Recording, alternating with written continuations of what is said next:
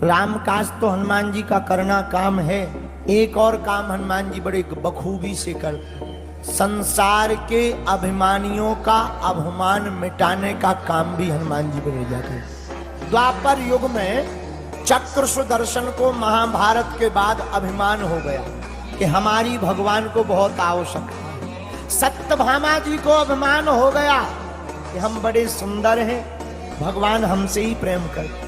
गरुड़ जी को अभिमान हो गया कि हम बड़ी तेज गति से उड़ते हैं, भगवान हमें छोड़कर दूसरा वाहन नहीं ले सकते। द्वारकाधीश कुछ नहीं बोले। हनुमान जी वेंकटाचल पर्वत, एक जगह वर्णन आया कदली वन में रहते थे। भगवान ने खबर दी, गरुड़ जी को भेजा, जाओ हनुमान जी से हमें कुछ बात करनी है, लेकर आओ।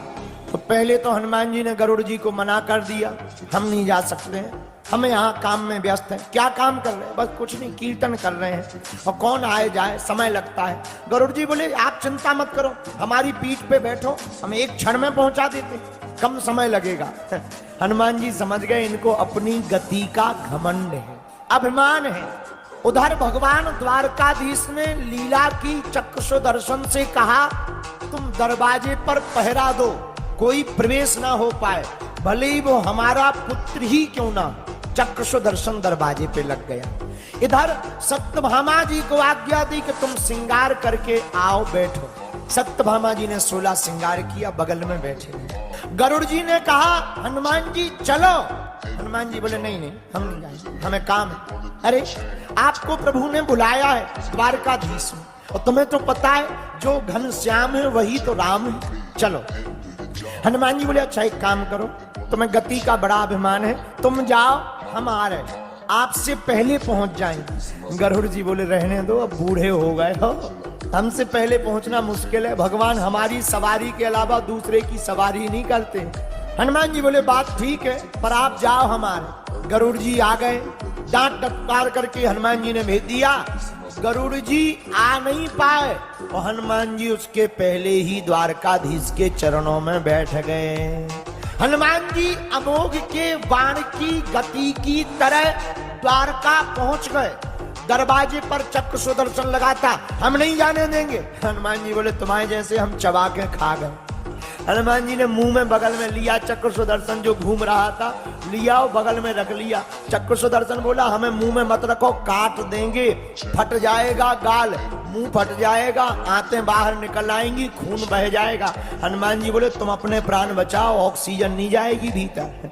मुंह में रख लिया, अंदर आए, प्रभु को प्रणाम किया, और जैसे ही प्रणाम किया तो धीरे से कहा सरकार आपके बगल में ये दासी कौन बैठी?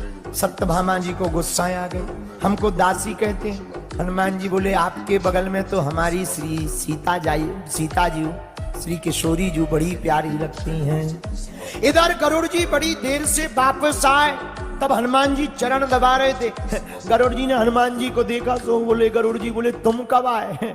गरुड़ जी से हनुमान जी बोले तुम बताओ तुम कब आए? गरुड़ जी बोले हम तो अभी अभी आए, पर आपको तो हमें लग रहा हो जैसे चाय पानी नाश्ता होगा हो। हनुमान जी बोले सही पर खा, हम तो बिल्कुल फ्री होके बैठे हैं, चरण दबा रहे हैं प्रभु के। गरुड़ जी बोले इतनी तेज गति?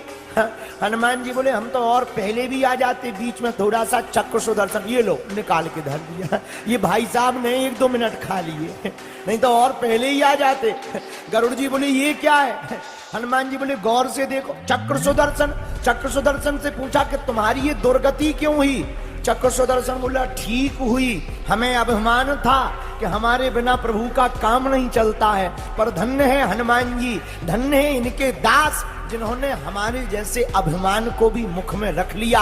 और कितना अच्छा संकेत इस कथा का है, जो मान और अपमान अभिमान को अपने मुख में रखे उसी को तो कलयुग में और चारों युगों में हनुमान कहते हैं।